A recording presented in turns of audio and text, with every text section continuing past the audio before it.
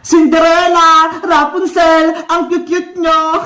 1, 2, hala, bakit dalawa na lang kayo? Di ba tatlo kayo? Nasaan si Snow White? Ayun pala siya, umiiyak. Bakit kaya? Naku, napupo pala siya sa pinggan, kaya pala siya umiiyak. Ang baho! Wait lang ha, kukuha lang ako ng pamunas para linisin tayo mo, para hindi rin magalit si nanay. A few moments later. Bebang! May merienda ba tayo? Ay, ayun! Mukhang may chocolate sa pinggan. Siguro, tira yun ni Bebang. Kakainin ko nga. Oh no!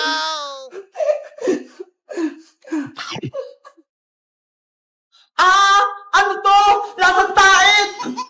Bebang! Nasaan ka?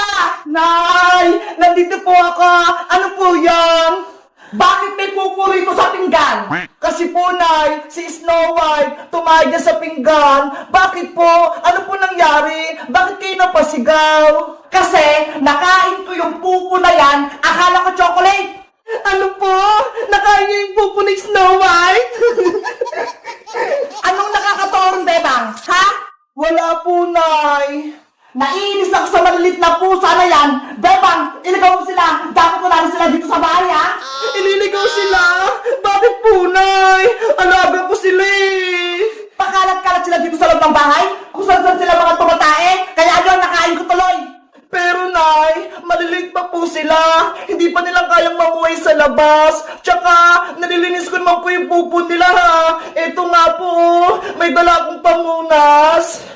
Walang pero, gusto ko, iligaw mo sila ngayon din. Nay, ayoko po. Mahal ko po si Snow White, si Rapunzel, pati si Cinderella. Hindi ko sila kayang iligaw. Kung ayaw mo silang iligaw, ikaw ang ililigaw ko, Bebang. Papalayasin kita sa bahay na to. Nanay naman eh. Huwag mo akong iyakan, Bebang. Bilisan mo na. Iligaw mo na sila. Ayoko makikita sila dito sa bahay. Opo. Snow White, Rapunzel, Cinderella, sorry. Pinalayas na kayo ni nanay. Doon na kayo maninirahan sa may labas. Doon mo iligaw sa malayo yung mga yan para hindi sila bumalik. Opo, Nay. Tara na mga alagang pusa. Labas na tayo.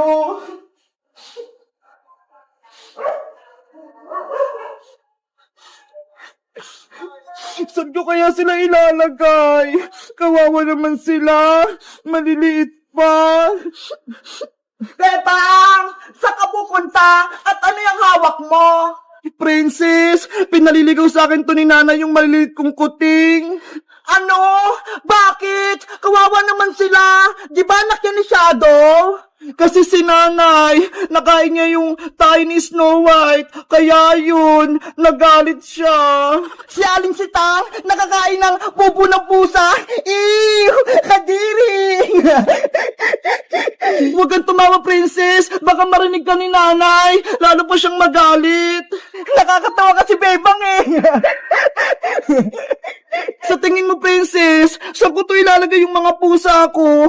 Ayaw ko silang mawala eh. Alam ko na, ang magandang gawin mo, Bebang, ipaampo mo na lang sila para hindi sila kawawa.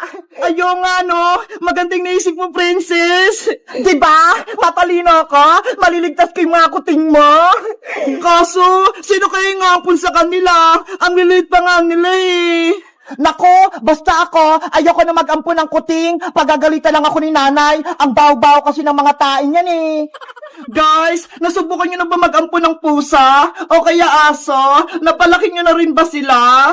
Mag-comment lang kayo kung anong pinangalan nyo sa alaga nyo. Bye-bye!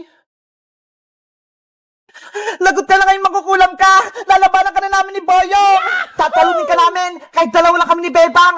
Sumugod lang kayo nang matikman nyo yung tunay kong lakas! Bebang, sugutin mo na si Magkukulam. Ako naman, itatakas ko si Princess, tsaka si Iska. Sige, Boyong, mag-iingat ka ha. Ikaw din, mag-iingat ka ha. Labanan ng mangkukulam! Hiya! Yan lang ba yung kaya mo, Bebang? Hindi kailanman mananalo ang kasama na Aling Martina, kaya sumuko ka na! Sa'yo ako susuko? Nagpapatawa ka ba? Hindi niyo ko kayang talunin! Ayan lang akala mo! Malakas kami! Hiya! Ayun! Nabatras ko sa Aling Mangkukulam! Ang galing mo, Bebang! Natamaan mo siya! Boyong! Itakas mo na sa manikang princess! Pati si Iska! Ayun nga, no! Ginagalit mo talaga ako, Bebang! Ilalabas ko ng aking powers! Hey! Lagot! May kapangyarihan yung tingting ni Aling Mangkukulam! Tikman mo yung lakas ko! Ah! Bebang! Natamaan ako, Boyong! Ang sakit! Mahina ka pala, Bebang eh. Tapang-tapangan ka lang. Ang dapat sa'yo madurog. Eto pang isa! Aray ko! Akala nyo ba? Madali lang akong talunin? Nagkakamali kayo dahil ako ang pinakamakas na mangkukulam! Boyong! Tulong! Nanghihina na ako! Hoy, mangkukulam! Tama na yan! Huwag mong saktan si Bebang! Isa ka pa, Boyong! Tikman mo rin tong kapangyarihan ko!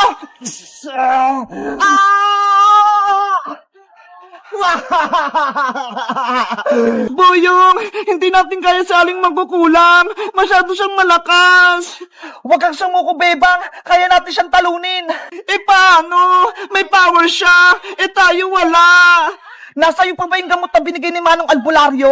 Oo, ito ho. Tinabi ko. Gagamitin natin yan para may sumpa sa Aling Martina. Susubukan ko siyang ulihin para mabutangan natin siya ng gamot. Sige, baka ito yung paraan para matalo natin siya. Ang dami niyo pang sinasabi. Lasapin niyo itong kapangyarihan ko. Hoy, Mangkukulam, tumingin ka dito. Ano yung Boyong? Etong para sa'yo. Hiya! Aray ko! Yung ulo ko! Hindi ako makita! Bebang, punta ka muna sa Aling Martina ng gamot! Yari ka na ngayon, Aling Martina! Matatalo ka na namin! Hiya!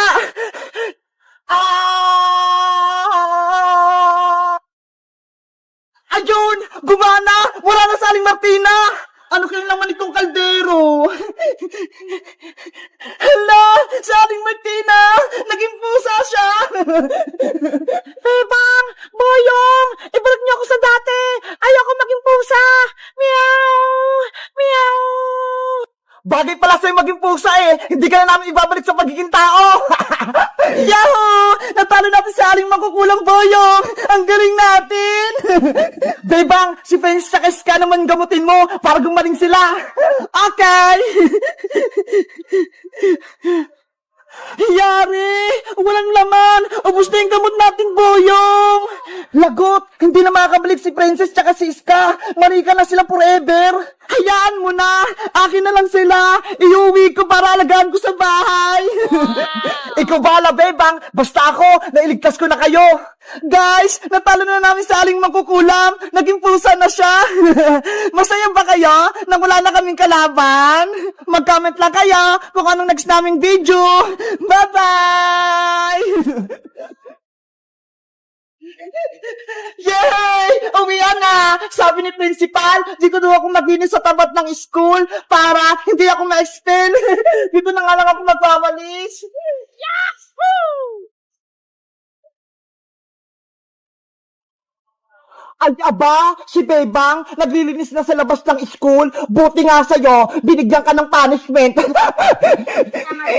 Isang linggo ko maglilinis kasi may punishment ako. Si Princess kasi, sinupong niya ako kay Principal.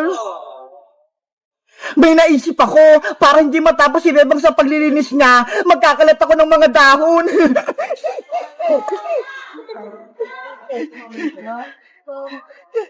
Ito yung mga dahon na ikakalat ko para marami.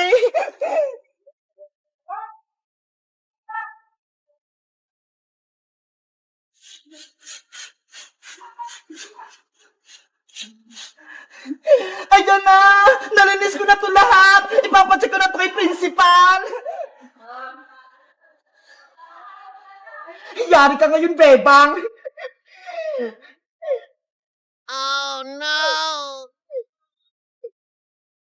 Hala! Bakit may kalat na naman doon? Wala na yan kanina, ha? Kapag nakita ni principal na madumi itong labas ng school namin, may expel na si Bebang. Ano ba yan? Magwawalis na naman ako.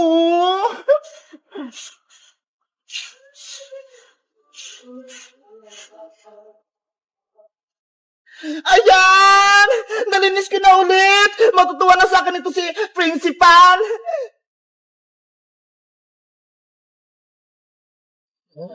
Magkakalat pa ako para mahirapan si Bebang!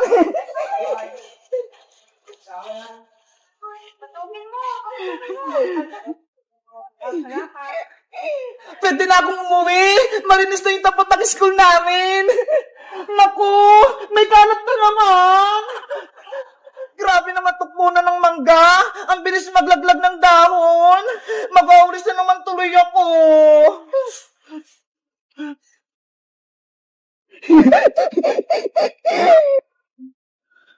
Unang araw pala ng paglilinis ko dito sa school. Pagod na ako. Ang daming kalat. Baka mamaya, ipa-expel ako ni principal kapag nalaman niya hindi malinis tong school namin. Oh no!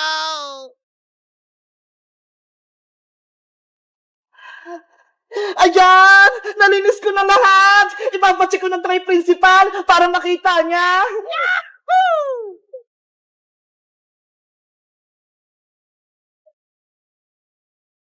Akala mo, tapos ka na, Bebang? Pwes, ako, hindi pa ako tapos. Magkakalat pa ako.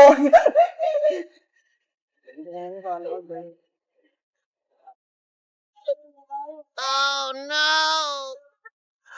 Hala! May nagkakalat doon! Hoy! Sino ka? Ayan na si Bebang! Magtatago na ako!